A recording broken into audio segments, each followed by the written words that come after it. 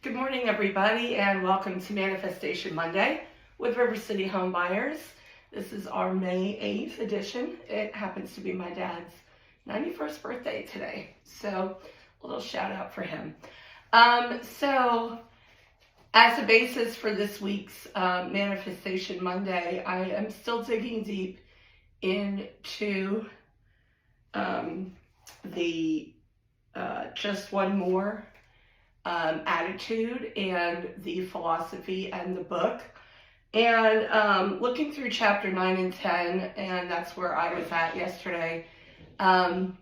He really goes deep into why goals on their own are useless, which is a common theme that I also read in Atomic Habits, different author.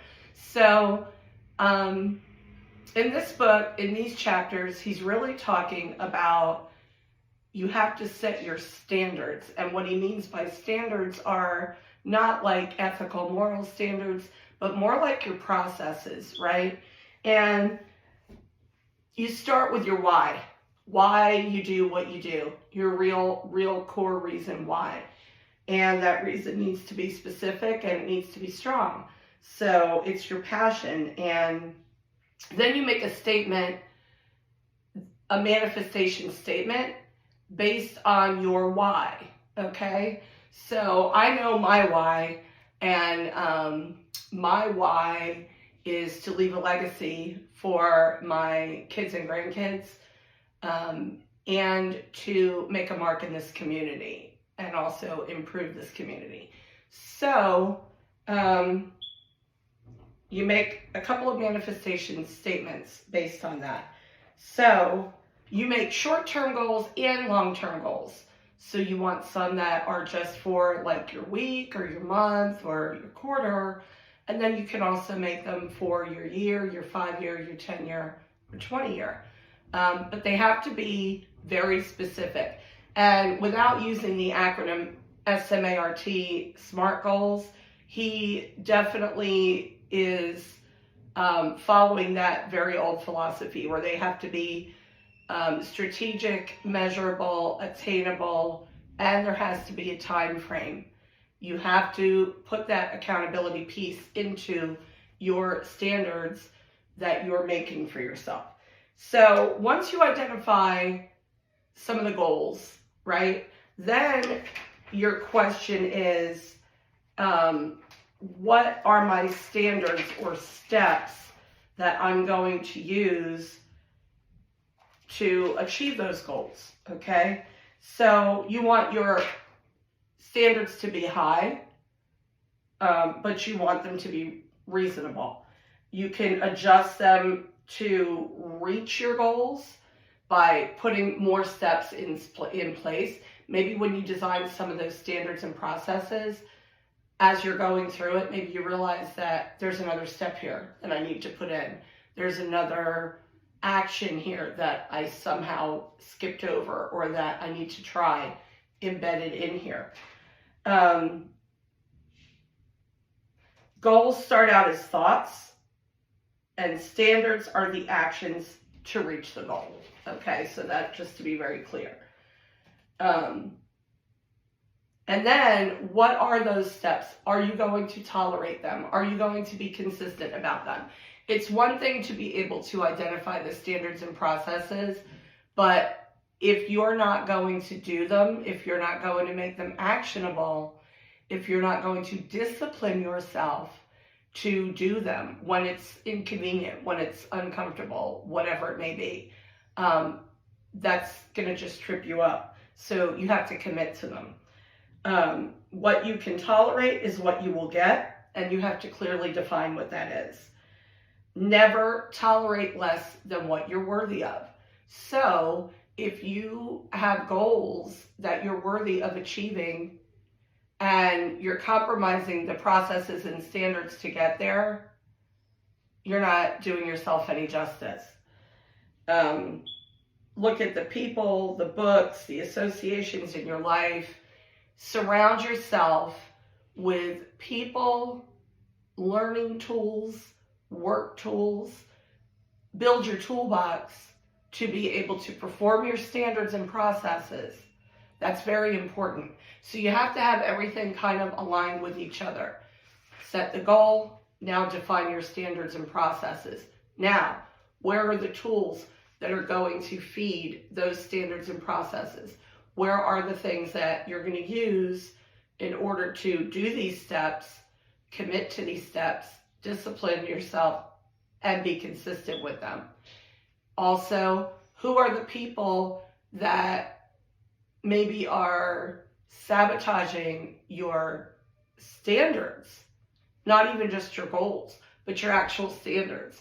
Are there people that are getting in the way of you completing your processes? If so, you need to remove those people during those times. If they are on the flip side of that, if you have people that that are kind of on board and in the same boat and they're doing the same thing, that's great. You can feed off of each other's energy.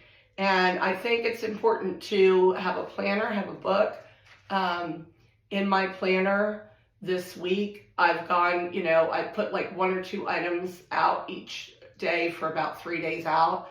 I practice not going, I don't ever fill my days up, and I don't ever go a whole week out at a time, just because too many things in this business, pop up and have to get my attention.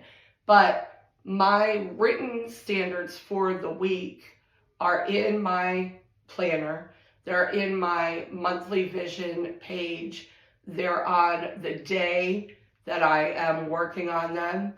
And not just the standard or the manifestation statement, because I make a lot of those, but then I'm also putting down at the bottom where it says things you need to do this week.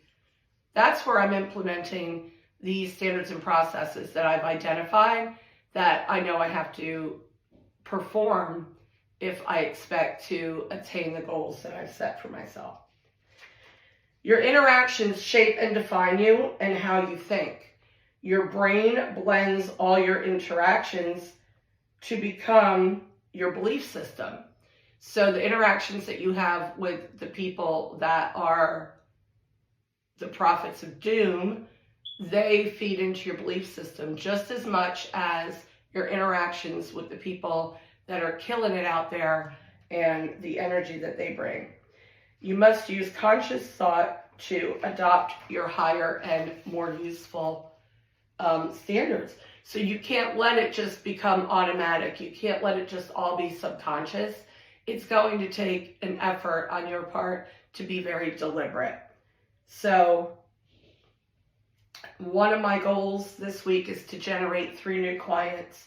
Some of my standards are, I'm going to be pulling properties on PropStream. I'm going to be skip tracing. I'm going to be using my KV Core subscription and my Google Ads subscription, and being very relentless in my reaching out to my leads, contacting my D4D properties, just really putting the hustle and the grind back into place at a little bit higher level.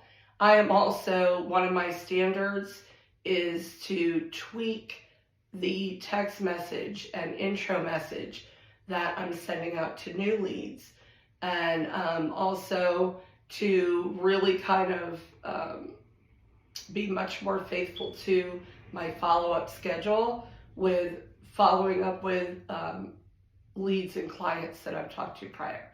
So that's just me sharing a couple of small standards that I'm putting into place. But just to give you an example, at PropStream, it's very specific. My KV Core CRM is also pretty specific. It has things to feed my pipeline. It has all of my leads and contacts, properties that they viewed, timelines, all of that stuff in there. So I'm, spending a lot more time digging deeply into those, as well as my D4D lists and the marketing lists that I pull and market to each month. So I hope this is helpful, and I hope you guys really do get into this book. It is probably the most valuable that I have found so far. So everyone have a wonderful week. Please comment below one of your goals and one or two of the standards that you've identified to try to reach that goal. Also go to YouTube, River City Homebuyers 904, subscribe to our channel. Have an awesome week.